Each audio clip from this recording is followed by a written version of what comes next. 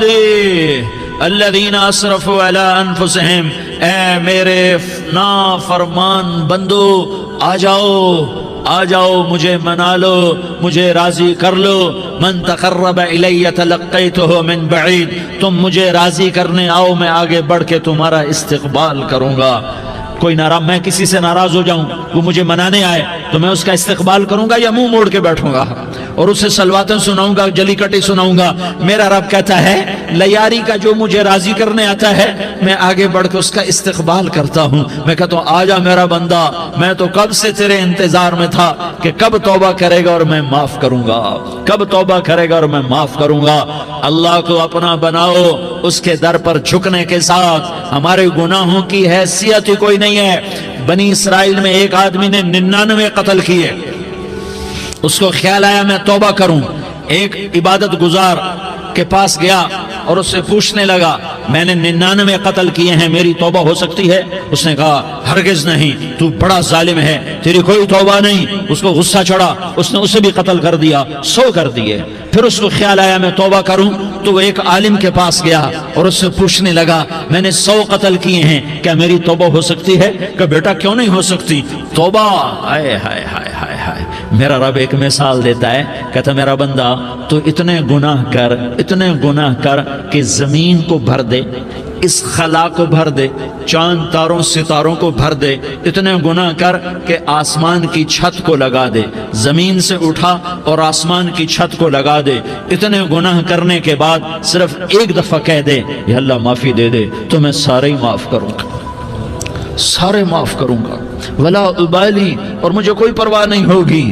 انہوں نے کہا بیٹا گناہوں کی معافی تو یقیناً ہے لیکن توبہ کا ہونا ضروری ہے، تیری توبہ پکی ہونے کے لیے یہ ماحول چھوڑنا ضروری ہے۔ تو یہ بستی چھوڑ کے اس بستی میں چلا جا، وہاں نیک لوگ رہتے ہیں، ان کی صحبت میں تو رہے گا تو تیری توبہ پکی ہو جائے گی۔ اس نے کہا میری معافی ہو جائے، میری معافی ہو جائے، میں ہر کام کرنے کو تیار ہوں۔ بوریا بستر اٹھایا، جو تبلیغ والے کہتے ہیں گھر چھوڑو، لیاری چھوڑو، بستر اٹھاؤ اور چلے کے لیے نکلو، 4 مہینے کے لیے نکلو کہ اپنی توبہ کو پکا کرو، ورنہ ماحول کی گندگی پھر آدمی کو گرا دیتی ہے، پھر گرا دیتی ہے، پھر گرا دیتی ہے۔ وہ نکلا، راستے میں موت آئی، جب موت نے جھٹکا دیا تو اس نے چھلانگ لگائی اس نیک لوگوں کی بس کی طرف، وہ ایسے اس کے ہاتھ اس کے آگے اور پورا جسم ایسے آگے پھیلا ہوا۔ اللہ تعالیٰ نے لیاری والوں کو قصہ سنانا تھا تو دونوں فرشتے بھیج دیے، جنت کا بھی آ گیا، جہنم کا بھی آ گیا۔ جہنم والے کہنے لگے مجرم ہے ہتھ کڑی لگاؤ، جنت والے کہنے لگے مہمان ہے سہرے پہناؤ۔ جہنم والے کہنے لگے توبہ ادھوری ہے، ابھی توبہ پکی نہیں ہے، ابھی نیک لوگوں کے شہر کو پہنچا ہی نہیں ہے کہ موت آ گئی۔ اور جنت کے میں کہنے لگے نہیں نہیں نہیں، توبہ ارادے سے ہو جاتی ہے، ارادہ کر لیا توبہ ہو گئی، ہمارا مہمان ہے۔ اللہ نے تیسرا فرشتہ بھیجا، جاؤ فیصلہ کرو۔ کیا فیصلہ کرو؟ وہ یہاں مرا پڑا ہے، یہ اس کی بستی ہے، یہ نیک لوگوں کی بستی ہے، وہ یہاں مرا پڑا تھا۔ اللہ تعالیٰ نے کہا فیصلہ کیا کرتا ہوں کہ یہ فاصلہ ناپو، اگر گھر کے قریب ہے تو دوزخ والے لے جاؤ، اگر نیک لوگوں کی بستی کے قریب ہے تو جنت والے لے جاؤ، یہ میرا فیصلہ ہے۔ ہائے ہائے واہ میرا رب، میں تیرے قربان۔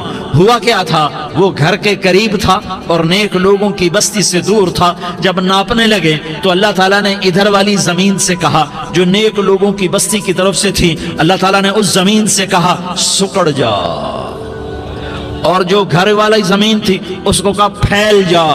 ادھر کی زمین کو پھیلا دیا اور ادھر کی زمین کو سکیڑ دیا۔ جب ناپا گیا تو وہ نیک لوگوں کی بستی کے قریب ہوا۔ اللہ نے کہا لے جاؤ جنت میں، ہم نے معاف کر دیا۔ اور یہ تو بنو اسرائیل کا آدمی ہے، ہم تو محمد مصطفیٰ صلی اللہ علیہ وسلم کے امتی ہیں۔ ایک بنو اسرائیل کا آدمی، اس کا نام تھا کفل، اور روزانہ رات کو نئی لڑکی اس کے پہلو میں آتی، شراب کا دور چلتا اور زنا کا سے منہ کالا کرتا۔ ایک رات ایک لڑکی کو 60 دینار دے کر لایا۔ 60 دینار کوئی 10 لاکھ روپیہ بنتا ہے۔ کیا مال تھا کہ ایک رات کا 10 لاکھ دے کر آیا۔ جب کمرے میں داخل ہوا تو وہ لڑکی رو رہی تھی، تو کفل نے پوچھا کیوں رو رہی ہو؟ میں نے زبردستی تو نہیں کیا۔ تو وہ اس نے روتے ہوئے کہا کفل میں پیشہ ور عورت نہیں ہوں، میں عزت دار عورت ہوں، مجھے بھوک نے یہاں تک پہنچایا ہے۔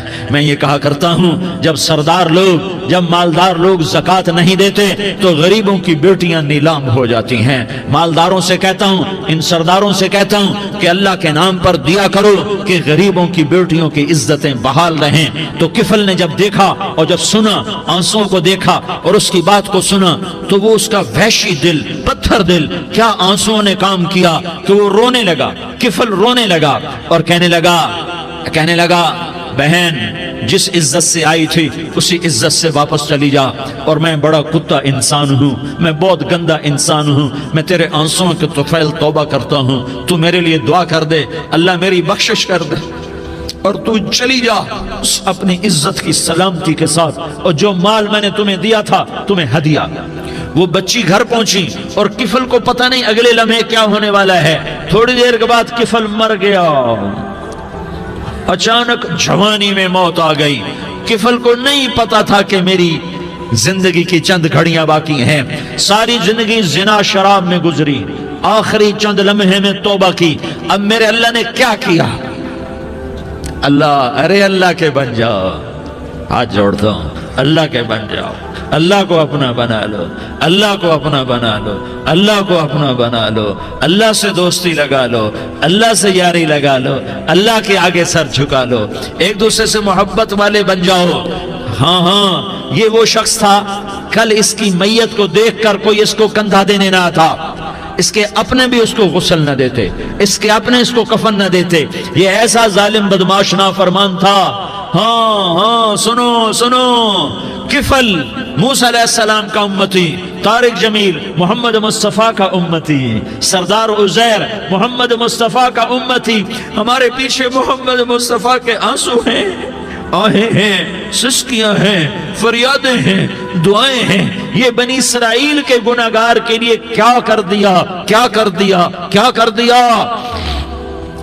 اگر یہ صبح پایا جاتا مردہ تو اس کا کوئی کندھا دینے والا نہ ہوتا، نہلانے والا نہ ہوتا، اسے پتھروں میں دبا دیتے۔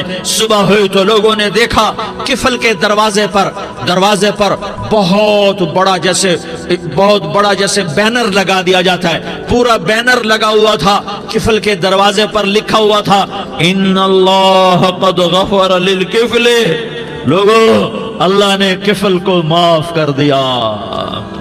کیا مطلب تھا معاف کر دیا؟ کہ جاؤ جنازہ پڑھو، جاؤ دفن کرو، جاؤ غسل دو، جاؤ کفن دو، میں نے کفل کو معاف کر دیا۔ میرے بھائیو اپنے اللہ سے اپنا تعلق بناؤ، اور اللہ سے تعلق بنتا ہے توبہ کے ساتھ، اس کے در پر حاضری دینے کے ساتھ، اور محمد مصطفیٰ صلی اللہ علیہ وسلم کی غلامی کے ساتھ۔ اللہ کو ایک ہی ہستی سے پیار ہوا، وہ محمد الرسول اللہ ہیں، ایک ہی سے محبت کی، وہ محمد الرسول اللہ ہیں، ایک کو اپنا حبیب بنایا، وہ محمد الرسول اللہ ہیں، ایک کو خاتم الانبیاء بنایا، وہ محمد الرسول اللہ ہیں، ایک کو حبیب اللہ بنایا، وہ محمد الرسول اللہ ہیں، ایک کو سارے عالم کا نبی بنایا، وہ محمد الرسول اللہ ہیں، ایک کو رحمت للعالمین بنایا، وہ محمد الرسول اللہ ہیں، ایک کو شافع محشر بنایا، وہ محمد الرسول اللہ ہیں، ایک کو ساقی کوثر بنایا، وہ محمد الرسول اللہ ہیں، ایک کے ہاتھ میں چابی پکڑائی وہ جنت کی، وہ محمد الرسول اللہ ہیں، ایک کے لیے جنت کو مزین مسخر فرمایا، اور آپ کے بغیر جنت کے دروازہ نہیں کھل سکتا اس کا اعلان فرمایا، وہ محمد الرسول اللہ ہیں۔ اللہ سے جڑنے کا سردار عزیر ہو یا اس کا گن مین ہو، طارق جمیل ہو یا اس کا ملازم ہو، دونوں کے لیے ایک ہی راستہ ہے۔ یہ میری بہنیں جو جمع ہیں ان کے لیے ایک ہی راستہ ہے کہ حضرت محمد مصطفیٰ صلی اللہ علیہ وسلم کی غلامی میں آ جائیں، ان کے طریقوں پر آ جائیں، ان کے راستوں پر آ جائیں، ان کی زندگی کو اپنی زندگی بنا لیں۔ میرے نبی کی زندگی محفوظ ہے، یہ کائنات کا سب سے افضل، سب سے اعلیٰ، سب سے برتر، سب سے اجمل، سب سے اکمل، سب سے ابہا، سب سے انور، سب سے اتم، سب سے اجل، سب سے انور، سب سے کمال والا، جمال والا، حسن والا، محمد بن عبداللہ بن عبد المطلب بن ہاشم بن عبد مناف بن قصی بن کلاب بن مرہ بن کعب بن لوی بن غالب بن فہر بن مالک بن نضر بن کنانہ بن خزیمہ بن مدرکہ بن الیاس بن مدر بن نزار بن معد بن عدنان بن اود بن حمیسہ بن سلامان بن عوس بن بوز بن قموال بن عبید بن عوام بن ناشد بن حزا بن بلداس بن یدلاف بن طابخ بن جاحم بن ناحش بن ماخی بن عیفی بن عبقر بن عبید بن الدعاء بن حمدان بن سنبر بن یثربی بن یحزن بن یلحن بن ارعوا بن عیغی بن زیشان بن عیسر بن اقناد بن ایہام بن مقصر بن ناحس بن زارح بن سمی بن مزی بن عوض بن عرام بن قیدار بن اسماعیل بن ابراہیم بن آذر بن ناحور بن سروج بن رعوب بن فائج بن عابر بن ارفقشاد بن سام بن نوح بن لامک بن متوشالہ بن ادریس بن یرد بن ملح الایل بن قینان بن آنوش بن شیس اور بن آدم علیہ السلام۔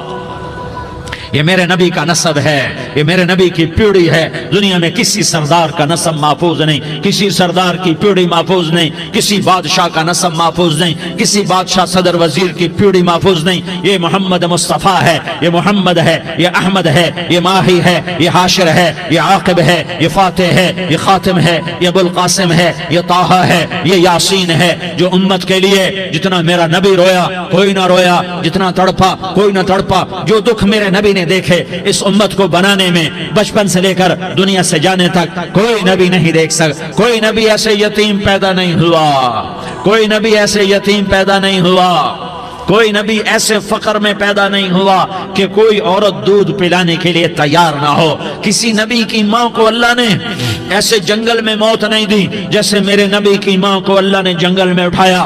کسی نبی کی ماں کو اللہ نے اتنے بچپن میں موت نہیں دی جیسے میرے نبی کو میرے نبی کی ماں کو میرے اللہ نے صرف میرے نبی کی عمر 6 سال، ماں کے پیٹ میں 2 مہینے کے ہیں اور باپ کا انتقال ہو گیا 25 سال کی عمر میں پیدا ہوئے ہیں، پتہ نہیں ہے باپ کا، باپ دیکھا ہی نہیں ہے، 6 سال کے ہو گئے ہیں، سارا کچھ ماں ہے، باپ بھی ماں ہے، ماں بھی ماں ہے، بہن کوئی نہیں تو بہن بھی ماں ہے، بھائی کوئی نہیں تو بھائی بھی ماں ہے، کوئی 6 برس کے بچے کا دوست کیا ہے، دوست بھی ماں ہے، اور سب کچھ ماں ہے، اور گود بھی ماں کی، کھلانے والی بھی اماں، سلانے والی بھی اماں، چلانے والی بھی اماں، بٹھانے والی بھی اماں۔ میرے نبی کو تو ماں کی ضرورت ہے کہ میرا نبی جوان ہوتا، شادی کرتا، اولاد ہوتی، پھر ماں کا سہارا لے لیا جاتا۔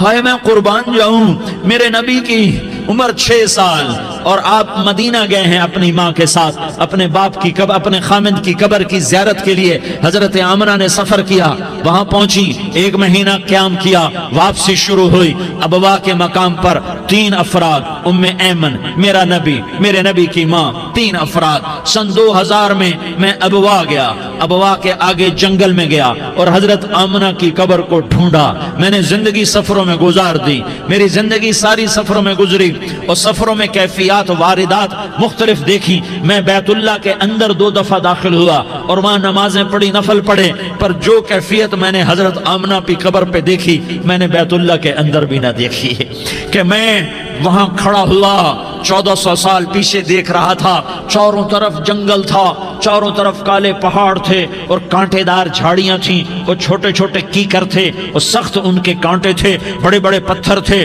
نوکیلے سنگریزے تھے اور سیاہ کالے پہاڑ تھے، اور چاروں طرف سن 2000 میں انسان نام کی شے نہ تھی۔